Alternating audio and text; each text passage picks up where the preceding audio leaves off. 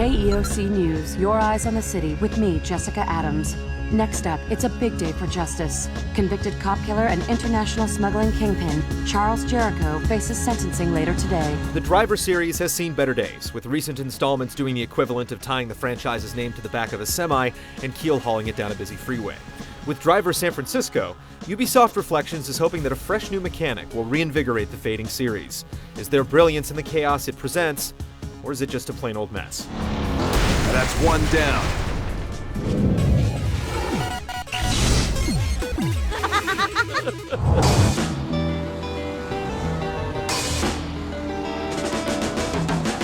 The story picks up in San Francisco sometime after the end of Driver 3, with bad guy Charles Jericho en route to lockdown in the back of an armored truck.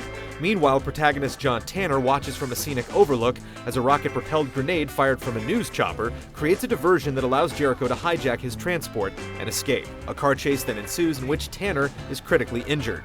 In his comatose state, Tanner discovers he has the ability to possess motorists as they cruise down the road, usually while they're in the midst of dispensing inane banter. You keep this up, and I swear, if you ever need a kidney, I'm your guy. This, in effect, allows him to shift from car to car in pursuit of justice. See, Jericho is up to no good, and given his newfound powers, the consummate good cop isn't going to let a coma get in the way of real police work. It's not clear till the end exactly what the deal is with Tanner's state, and frankly, it doesn't much matter. As soon as you can catch a whiff of the screwball dialogue that propels all but the most earnest story missions, you'll stop taking Driver San Francisco's story very seriously. Listen to me, KP. Calm down. Put your pacifier back in your mouth.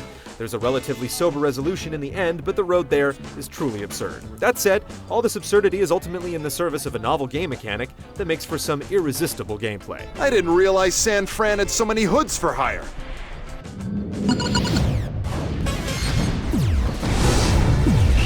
40 out of 30 heading east on Fremont in pursuit of Jericho, requesting backup now! Driver San Francisco presents you with a sandbox that gets progressively larger as you advance through its story, and litters it with an almost overwhelming number of activities.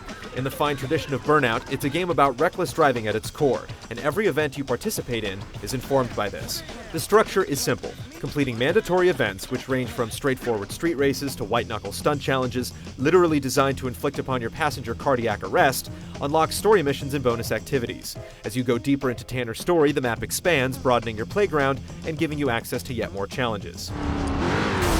The ability to shift more or less at will has a liberating effect on the experience, reinforcing the feeling that you can simply bail out of any event you aren't having fun with.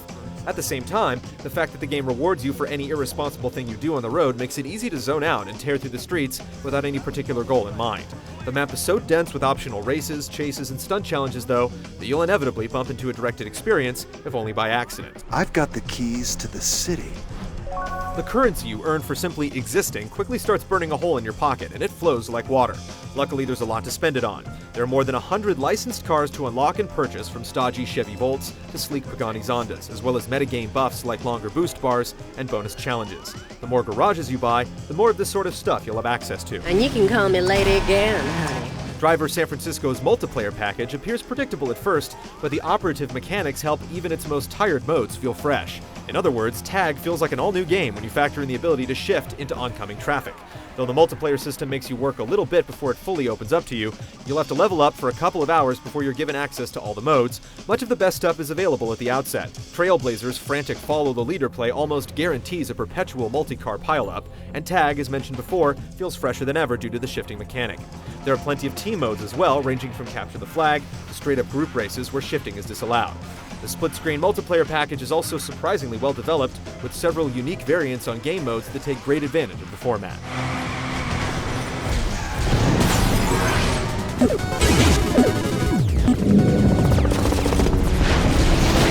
I'm not your dad, right? No. So I don't need to worry about flooring it? No. The shift mechanic truly cracks Driver San Francisco wide open, turning the notion of reckless driving on its head with the vast possibilities for chaos it offers. When you're participating in events that require or encourage crashing into your opponents, you soon learn that simply chasing them down won't do when you can possess a vehicle barreling down the oncoming lane, preferably one that can haul several dozen tons. Smartly, the shift mechanic is regulated a bit in multiplayer. You aren't able to shift at will exactly, but close enough to it where you don't feel crippled by contingency very often. The cars handle predictably fast and loose overall, though some more so than others. The game emphasizes brazen driving, dramatic drifts, bold J-turns, and impromptu jumps off of San Francisco's rambling geography, or the occasional well-placed car transport. Of course, there are differences between vehicles, and the statistics they display will give you a decent idea of what they should be used for. Frequently, though, it's hard to shake the feeling that there are two real categories: cars to use when escaping from pursuers, and heavy-duty vehicles with which to ram fugitives. Stopped in their tracks.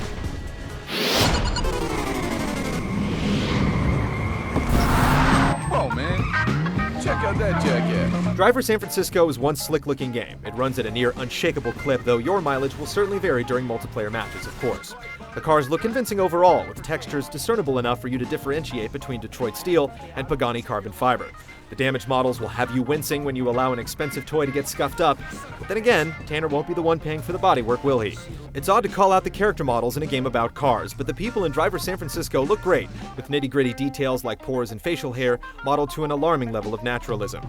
Too bad we can't say the same about the pedestrian population. Try as you might to violate their rights to inhabit the street, they'll zigzag out of the way as if protected by Providence. Let's see how many we can get. That isn't what we're doing. Woo!